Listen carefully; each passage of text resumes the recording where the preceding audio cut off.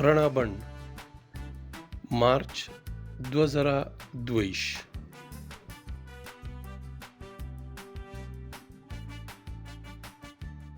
د ځانځري برخې ویښته غوږ پوزه خوله سټ اوږه سینه تشي ټوټې لاس سپغز لنګې سپینه پونده خپه تندې وروځه سترګه مخ زنه مرۍ مټ څنګل ترخ خېټه مړوند غمانه پتون ګونډه پنډۍ ګیټۍ د پښتو توري الف ب پ ت ټ ث جیم زیم چ سیم ه خ دال دال زال ری ړې زې ژې ګې سین شین خین سواد دواد توی زوی این غین فی قاب کاف گاف لام میم نون نون واو غونډه هی یې پښتو کې یې د خپل غږ نه پرته نور څلور غږونه هم لري چې دا د انګریزۍ د واولز غوندې وي. دې لیکلي جملې ته پام وکړئ. دې سره به په دغه غږونو باندې پوهېدل زیات اسان شي. وګورئ جینۍ په ګودر کې منګې ډکوي. شمیر یو دوه درې څلور پنځه شپږ اووه اته نهه لس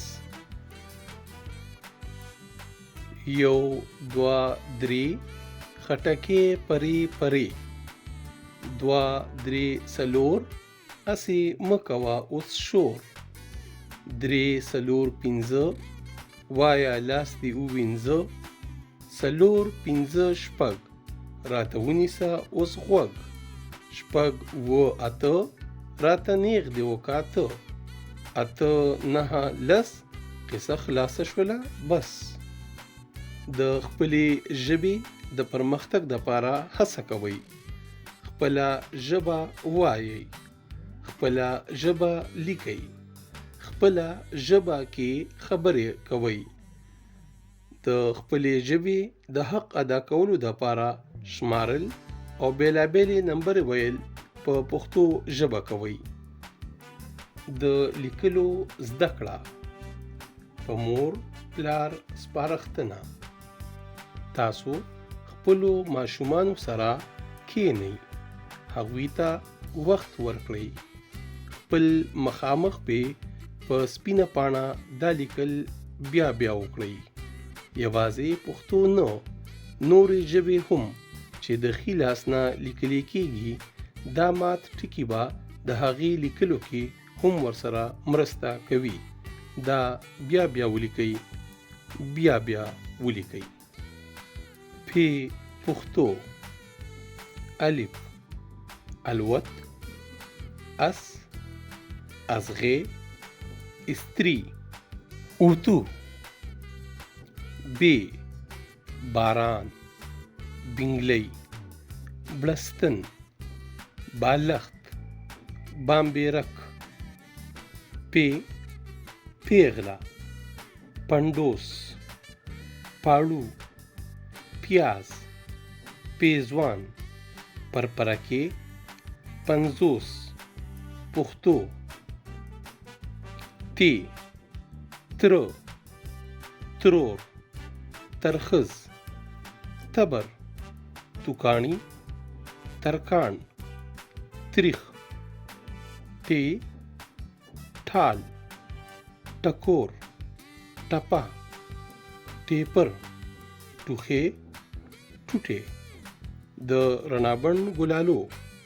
تاسو هم د دې تورو نه دغسې نورې نامې او لفظونه راوباسئ. خپلو ملګرو سره یې هم زده کړه کې مرسته وکړئ. تږې کارغه، د حال ټکنه غرمه وه، نور تود او تو یې سم سوځول کول.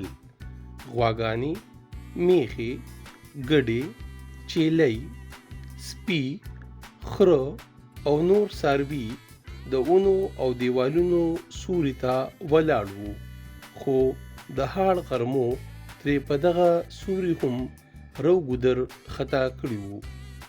د دغه سرو غرمو په توده سیلۍ کې یو کارغه تندې راخیستی وو.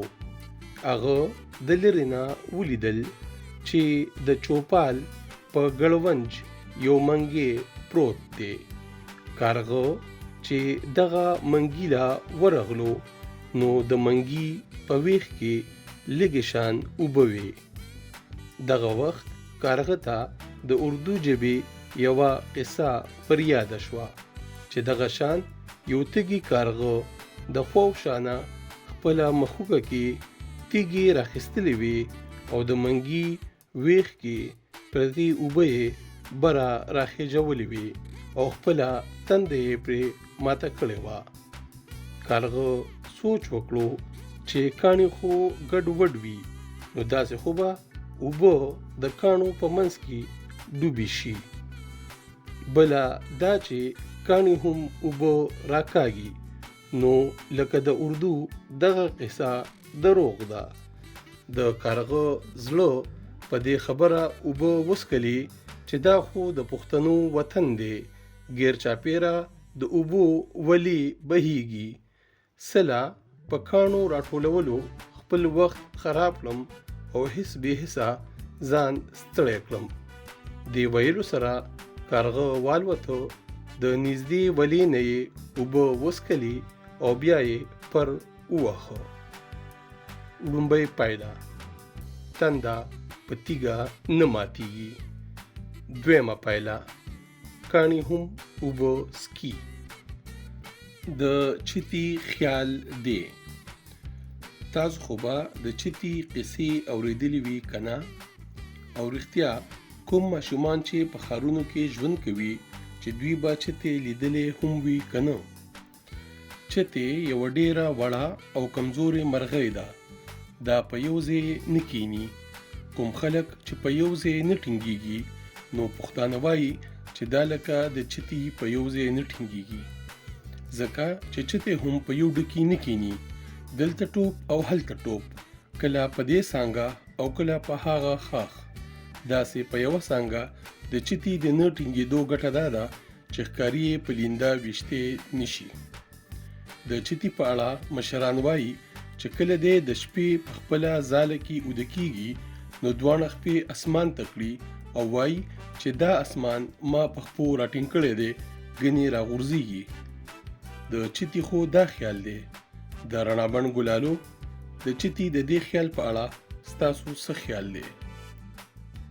ژوند ښکلی دی.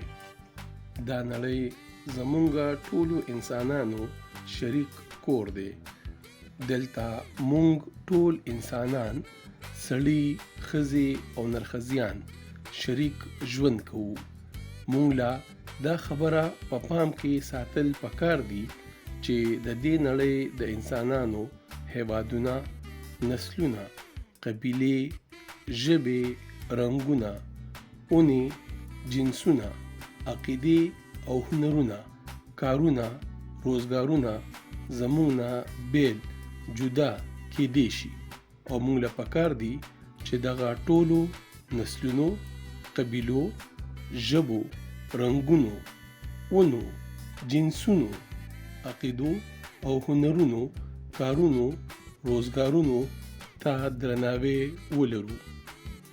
مونږ به د چا د نسل، قبیلې، ژبې، رنګ، ونې، جنس، عقیدې او هنر، کار، روزګار نه کرکه نه کوو او ټول خلک به د خدای مخلوق ګڼو.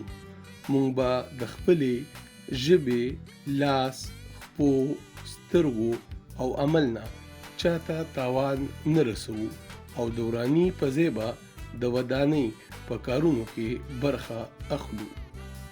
مونږ چې کوم ځای کې اوسیږو هغه ځای کې به خځلې نه غورځوو، څښاکوو به یې نه. مونږ به خپلې لارې کوڅې پاکې ساتو. مونږ به یو بل ته کنځلې نه کوو. مونږ به یو بل سره جګړې پرځونې نه کوو. مونږ به یو بل پسې ملنډې نه کوو. مونږ به په وخت اوده کیږو، په وخت به ویښیږو، په وخت به خپل کارونه کوو، په وخت به خپل سبقونه وایو او یادوو به یې، په وخت به ډوډۍ خورو. د کور په کارونو کې به د خپلې مور، ورندار، خور مرسته کوو او د خپل مور پلار، خویندو ورونو، ملګرو، مشرانو او کشرانو خیال به ساتو. جنګونه ښه نه وي، امن ښکلی دی، کرکه ښه نه وي، مینه ښکلې ده. دا زمونږ وطن دی. پښتون وطن په برخو ویشلی شوی دی او دې ویش سره د نوي کل مزغو کې هم کرښې دي. دا زمونږ وطن دی. په نامه دې لړۍ کې به ماشومانو ته د پښتون وطن بیلابیل ښارونه ښایو. که نور هیڅ هم نه وي باید چې دا وخت خو ماشومان دا نامې ولولي، ووري او زده کړي. پېښور د خیبر پښتونخوا پلازمینه ده. د دې ښار تاریخي نامه پورشاپور دی او دا د کنیشکا د سترې واکمنۍ مرکز و. د پېښور نه چاپیره د مومندو، خیبر، اورکزو، کوهاټ، نوښار او چارسدي ولسوالۍ ضلعې پرتې دي. پېښور د درو اړخونو نه د غرونو منځ کې ګیر دی او د چارسدي او نوښار خواته سیمې هوارې ځمکې دي. پېښور په تاریخ کې د پښتنو سیاسي، ټولنیز، اقتصادي، صنعتي، ادبي او کلتوري مرکز پاتې شوی دی او نن یې هم دغه ارزښت او درناوی شته. هر کال په لوی شمیر کې سیلګري د پېښور د لرغونو تاریخي ودانیو او ځایونو سیل دپاره دلته راځي. ژوب پخوا زمانه کې د اپوزي په نامه پیژندلی شو. ژوب د چاپیره، واڼه، وزیرستان، قلعه سیف الله، د کبزیو سیمه او شیراني ولسوالي ده. د قمردین کاریز او د مندوخیلو د ګوستې په لار د تورخم کرښې سره لګیږي. د ژوب زیاتره ولس بهر مزدوري کوي خو لوی شمیر کې کلیوال خلک کرکیله کوي او رمې ساتي. د کاکړانو په اړخ د سپکزي ډیم جوړېدو سره اوس هلته کرکیله ډیره ښه شوې ده. د ژوب انګور ډیر مشهور دي. دلته د پښتو سره سره څه شمیر د سرایکي ژبې د ویونکو هم دي. انځورګري مفکوره غواړي چې هغه لارې چارې ولټوي چې ټولنه کې د زیبا هنرونو پله د خلکو مخه شي. دې لړ کې به رڼابڼ تاسو ته انځورګري زده کوي. تاسو هره میاشت رڼابڼ لولئ او د انځورګرۍ زده کړه ترې کوئ. دلته موږ څه پیلیزې خبرې ښایو. د انځورګرۍ دپاره اړین توکي: HB د لومبیو کرښو دپاره، 2B انځور لږ لږ خړ کولو دپاره، 4B انځور زیات ښکاره کولو دپاره 6B انځور تورولو دپاره 9B انځور بیخي تورولو دپاره انځورګرۍ دپاره ځانګړی کاغذ یا چارټ چې سکالر شیټ ورته ویلی کیږي پنسل داسې نیول نه پنسل داسې نیول هاو پنسل داسې نیول نه تاسو چې څومره هم کولی شئ دا کرښې وهل زده کړئ څومره چې زیاتې کرښې ووهئ دومره به مو لاس زیات په دې راوړي یاد لرئ چې دا کرښې به په لاس وهئ او هیڅ چمټه پیمانه رولر به نه کاروئ نیغې ولاړې کرښې ورټیکل لاینز څپه کرښې کرو لاینز پرتې ملاستې کرښې اوريزنټل لاینز په ترس کرښې diagonal lines کږې کرښې zigzag lines ګلګودې کرښې rough lines دا ټولې کرښې د ښي لاس نه ګس ته د ګس لاس نه ښي ته د بره نه ښکته او د ښکته نه بره راکاږئ په راتلونکې ګڼه کې به درته بنسټیز شکلونه بیسیک شیپس ښودلی شي تاسو د خپل رڼا بڼ سره اوسئ دونیمار کاکا رڼا بڼ د دونیمار کاکا په نامه تاسو ته 15 دونې لیکي او ځوابونه به یې هم لیکي خو تاسو به دغه ځوابونه لټوئ دونې به 15 وي او ځوابونه 7 تاسو به هر ځواب ته مخامخ جوړه څلورګوټیزه خونه کې د دغه دونې شمیره لیکئ تاسو کولی شئ چې موږ سره دونې شریکې کړئ موږ به یې ستاسو مننې سره خپروو لومبۍ دونه کږه وږه په غره خطا ازغې تریخ میوه خوږه دویمه دونه تور دی کارغه نه دی الوزي مارغه نه دی بار وړي غوایه نه دی دریمه دونه خړ قبر سور کفن او سپین یې مړی څلورمه دونه مړ مار په سوړه لار پنځمه دونه هلته لګي دلته لګي سر یې په کابل کې لګي قلم کوداله ممپلی د شاتو مچۍ ګونګټ پرتوغاښ سفر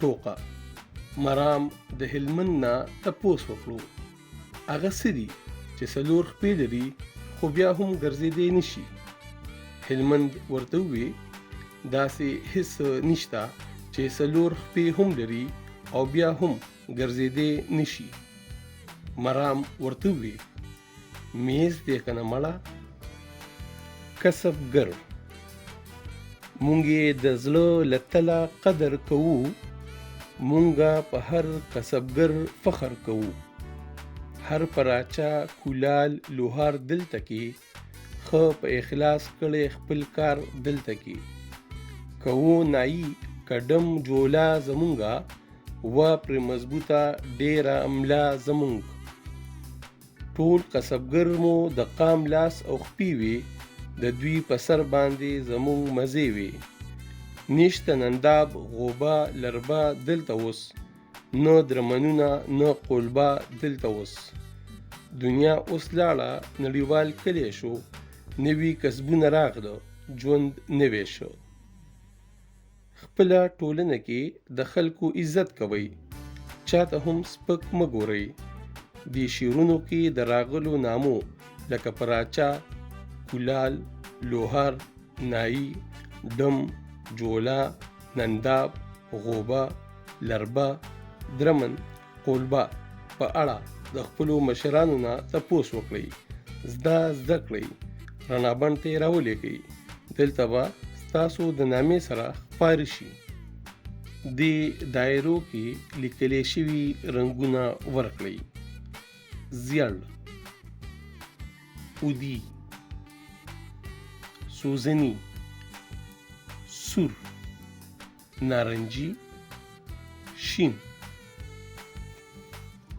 د ایلې جوړولو دپاره دغه ټاکو باندې پنسل وګرځوئ او بیا ورسره تش ځای کې د ایلې جوړولو هڅه وکړئ. اتلان پښتو کې اتل هغه وګړي ته وایي چې د انسانیت لپاره یې ژوند کې ډیر زیار ویستی وي.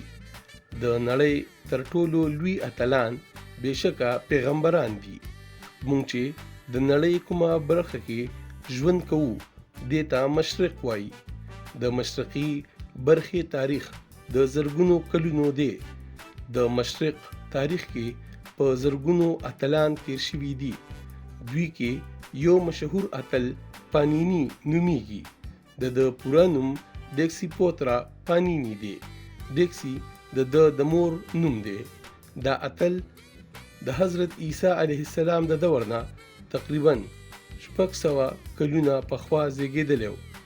دی چې په کوم ښار کې پیدا شوی و د هغې پخوانۍ نامه سلاتورا او اوسنۍ نامه یې ثوابۍ ده. هغه وختونو کې دا سیمه داسې تقسیم نه وه لکه نن سبا چې څنګه ده. یو نظر دا هم دی چې دا اتل په پشلاوتي موجوده 400 کې زیږېدلی و. ثوابۍ کې اوس هم یوه غونډۍ ده او دې غونډۍ ته پانینی ډیرې وایي. د دې اتل دور ته ویدي دور هم وایي. وید د هندو مذهب مقدس کتاب دی. پانینی د نړۍ لومړی ګرامریین دی. ژبې اول مخته راځي او د ژبو د غږونو جوړښتونو ساینس وروستو د ژبو عالمان دریافت کوي. د علم ته ژبپوهنه علم لسانیات وایي. همدا وجه ده چې پانینی ته د ژبپوهنې بابا ویل کیږي. ژبې لکه د ژوندي اصل یو ژوند کوي، پرمختګ کوي او د نورو ژبو سره ورکړه راکړه کوي. ځکه موږ وینو چې د یوې ژبې په سلګونو کلونه زوړ صورت د موجوده صورت نه بیل رنګ وي. پښتو هم په زرګونو کلونو زړه ژبه ده او د بیلابیلو پړاوونو نه راتېره ده. نو موجوده صورت به خامخا د زرګونو کاله زوړ صورت نه جدا ښکاریږي. د ژبو ماهرین وایي چې پښتو ژبه د هند آریایي پخوانیو ژبو کې د اویستا او سنسکرت نومي لرغونو ژبو سره سمه ده. نو دا به هم د دوی د خاندانه وي. دې قسمه تاریخ کې پانینی یو داسې علمي کارنامه ترسره کړې ده چې د هغې په وجه د مشرق د ژبو تاریخ او عمر را څرګندېږي. همدا لامل دی چې نن د 20مې پیړۍ د ژبپوهنې ټول پوهان او عالمان پانینی ته ډیر په درنه سترګه ګوري او ډیر زیات درناوی ورته ورکوي. ولسي لوبې چیندرو یوه پیژندلې ولسي لوبه ده چې په کلو بانډو کې د ونه تر د 12-14 کاله عمر جنکۍ کوي. دې لوبه کې په ځمکه په یو ډکي د کرښې راښکلو سره 6 کورکي جوړ کړی شي. دې سره یو چپټیت کاڼی او کله کله د پیزار د پالش کولو تش ډبې چې مسوی، پیتو، میچا ورته ویل کېږي کارولی شي. د کورکو نامې او د لوبې پړاوونه دا دي: کورکي، کور، لومبی کور، دویم کور، دریم کور دمه، څلورم کور بلا، پنځم کور چینجا، شپږم کور باچا. پړاوونه: اکا، دوکا، دریکا، څلورکا، پنځکا، یوخپیز، دوخپیز، 8 بیت بیت. دا لوبه هر څو د وطن په هر سیمه کې کیږي. دا کېدای شي چې بیلابیلو سیمو کې یې د کورکو او پړاوونو نامې او د لوبې چل بیل وي. خو کومه خبره چې د دې ولسي لوبې چیندرو زیات ارزښت لري، مونږ غواړو چې په هغې خبره وکړو. د چیندرو لوبه د مازدیګرې کیږي. دغه وخت کورونو کې ښځو ته 20 کارونه په سر وي. هغوی څاروي غوجلته کوي، څاروو دپاره بوتاوه کوي، انګن جارو کوي او ښځلې ډیران ته غورځوي، د اخلي پخلي تابیا کوي، کټونه سموي او دغه ډول نور کارونه هم ورته پراته وي. لویګانې جنکۍ خپل د غیږې وروڼه خویندې ځان سره کړي او چیندرو له لاړې شي. دوی چیندرو کې د لوبو سره سره دا زده کړې هم کوي.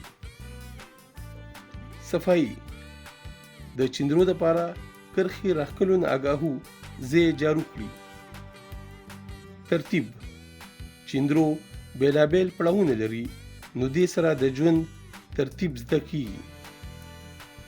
د یو بل مرسته کول: کله چې د یوې جینۍ پیر شي، نو هغه چې خپله وړه خور ورور په غېږه کې نیولی وي، هغه ترې بله جینۍ واخلي او دغسې د ژوند کارونو کې د یو بل سره د مرستې کولو زده کړه کیږي.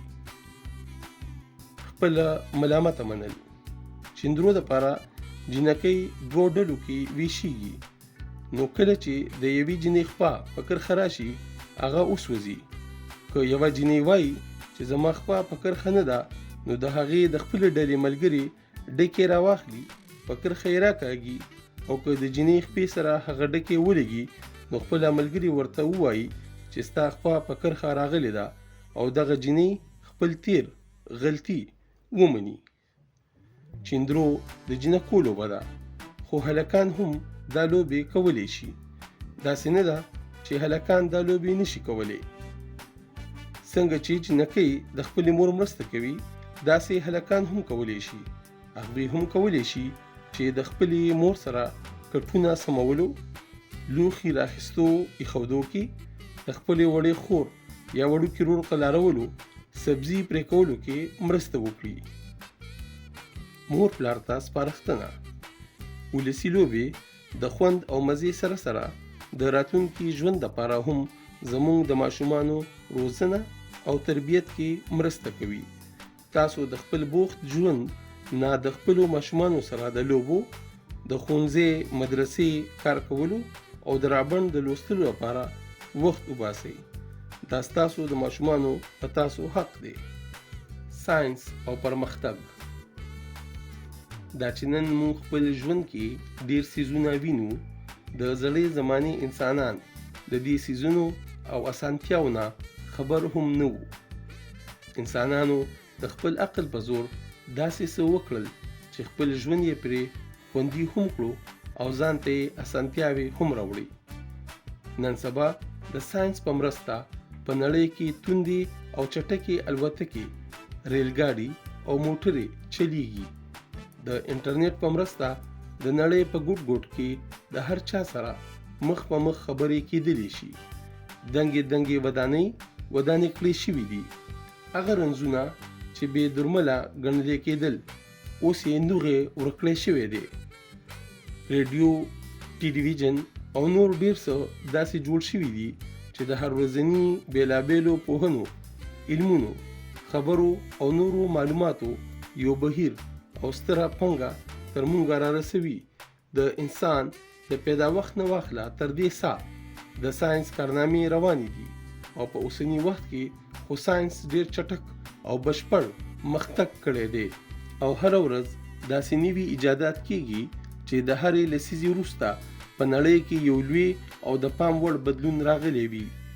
همدا د ساینس کارنامه ده چې انسان یې سپوږمۍ ته ورسولو، او همدا د ساینس ورکړه ده چې انسان اوس د مریخ په لور مزل ته ګواښیږي. جیف بیسوس خو په دې هڅه کې دی چې د نړۍ نه بهر په فضا کې داسې ښارونه جوړ کړي چې انسان پکې ژوند وکړی شي. د رڼا بڼ د پیل کېدو سره سم موږ به ستاسو دپاره هره میاشت د ساینس د ایجاداتو په اړه راغونډې شوې خبرې خپروو، تر څو زموږ لوستونکي ماشومان په خپله ژبه کې د ساینس د کارنامو نه خبر شي. خلک په خپله ژبه کې زر په خبره پوهیږي. زده کړې په خپله ژبه کې زر کولی شي او کله چې په خبره پوه شي او زده کړه وکړي نو بیا هغه نوي ایجادات کولی شي او د نوو څیزونو د جوړولو توان او صلاحیت هم ولري. نورې ژبې زده کول ډیره ښه خبره ده، خو خپله ژبه بیا هم خپله ژبه وي.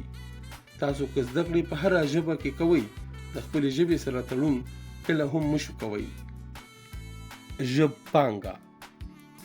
د ژبپانګه کې د هغو ټکو معنی دي چې د رڼابند په دې ګڼه کې راغلي دي او د خپلې مورنۍ ژبې نه د لرې کېدو له امله اوس پردي ښکاري. د رڼابند ګلالو، تاسو چې په دې مخونو کې کم ګران ټکي لوستي دي دلته د هغې معنی دي. تاسو هغه ټکي چې لاندې ته کرښه راښکلې شوې ده دلته کتلې او د هغې معنی موندلی شئ. د رڼابند ګلونو. د رڼابند ګلونو که چېرې ستاسو زال عمر د 5 نه تر 12 کالو وي او تاسو غواړئ چې ستاسو نامه، ستاسو د پلار نامه او نوره پیژنګلو د رڼابند په پاڼه ستاسو انځور سره چاپ شي نو بیا شابئ او موږ ته د ډاکټر لارې خپله پیژنګلو راولېږئ. خپل انځور او دلته چې کوم معلومات لیکلي شوي دي دا ډک کړئ او موږ ته یې زموږ په درک چې د دې پاڼې په اخره کې ورکړل شوی دی راولېږئ.